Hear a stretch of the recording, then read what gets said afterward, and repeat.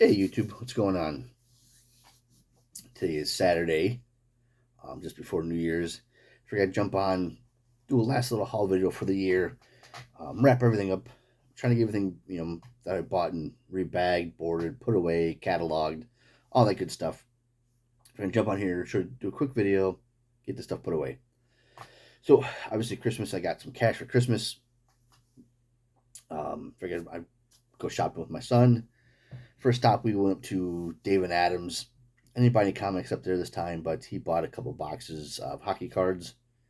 Um, and then we went over to a place called that 80s toy store. They have vintage toys, new toys, all kinds of stuff. Um, One of the new things I've been trying to get into is certain toy lines. And one thing I didn't really want to go down in too many rabbit holes on what toys to collect, but didn't have any figures that I was looking for. But I know there's a local store that does, which I'll be showing um, in the new year. But I did pick up one thing. I picked up this Iron Maiden Somewhere in Time Funko Pop, or actually, yeah, Somewhere in Time. I do have all the first series of the first four. Um, and I don't. This is the first one I have of the next four that came out. So usually these are usually more than what I see them for. This is like $13, and I see them for way more than that usually. So for $12, I picked it up. Then we had some time, so I figured we hit up a couple of different stores. Next store we went to was 1811 Comics, which is in Williamsville, New York. Um, rather rather small store. It's upstairs of a candy shop. The owner is really cool. He's really big in the wrestling. Always had a lot of wrestlers there doing autograph stuff. And in his shop upstairs, there's tons of stuff on display of his own personal collection, which is none of it's first none of it's for sale. Um, but he has a lot of comics all over the walls, a lot of autograph stuff. But he does have certain rooms where in the cases they have things for sale. And one of the toy lines that I thought would really be interesting to get into were the Mighty Ducks toys. It's kind of got that hockey toy collection. So I picked up these two figures. I'm not really sure who they are.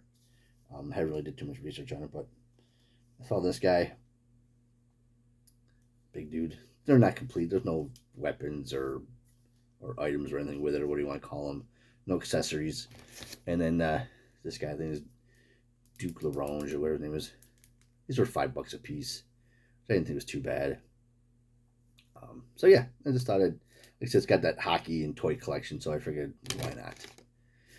And then the next store we went to was Cosmic Comics, which is like satellite store of Queen City Comics or Queen City Bookstore. And then I picked up a few things there. It wasn't there very long. They had this newer collection in rather more modern books, and this is one cover I didn't have of this series. I have the entire 5-issue series, but I didn't have this cover of Amazing Fantasy #3. They're like the painted covers, like fantasy covers, whatever. So yeah, so I picked that up for $1.50, and then they had a box of books that were like $3 a piece or 4 for 10. So I picked up $4 there.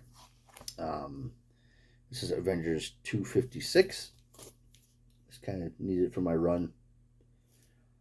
Fills a little hole, a little gap that I had in that. And I picked up 3 issues of The Human Fly. #9.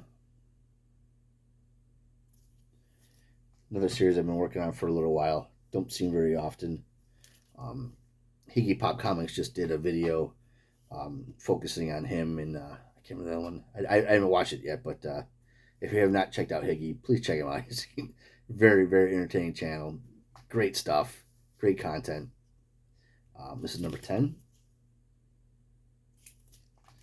And finally, #13. Yeah, I think I have just a handful more of those to pick up. And then the bulk of this haul I got, this big stack here, was off of Facebook.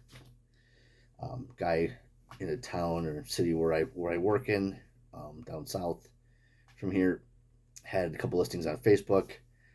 So I figured why not? They were like $1 a piece, or majority of them for bulk or whatever. I think I paid $16 total for the stack.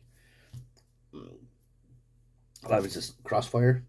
I did have a bunch of these already, but the majority of what he had I needed, and I didn't want to just leave some random issues that didn't really mean anything to anybody, or just with a handful from behind. Plus, I think these ones are in better shape than the ones I have. So for $1 a piece, figured why the hell not. So there's number 2, number 8. I think it's leaving me 4 more that I need after this to finish this run. Number 9, 26 issues total. Number 10. I don't think this book's ever been read. This book's in incredible shape. No stress at all. I don't think it's ever been opened. Number 11. Number 14. And obviously, growing up when I first started collecting, it was pretty much Marvel, DC, Marvel, DC. Number 15.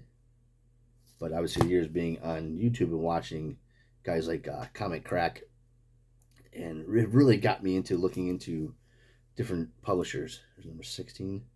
These are from Eclipse. I got stuff from First Comics and stuff like that, and I really started enjoying some of these characters and some of the stories. Number 17. Number 18. So what I'm really trying to say is being on YouTube has cost me a lot of money. Number 19. Yeah, see, this is the one I know I had. Number 20.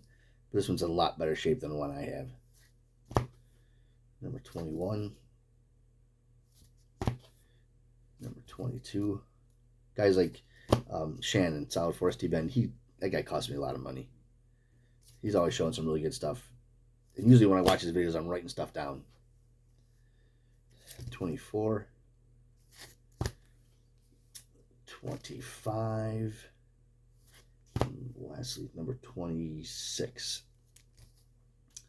So in addition to the Crossfire books, he had this little 4-issue run, also from Eclipse.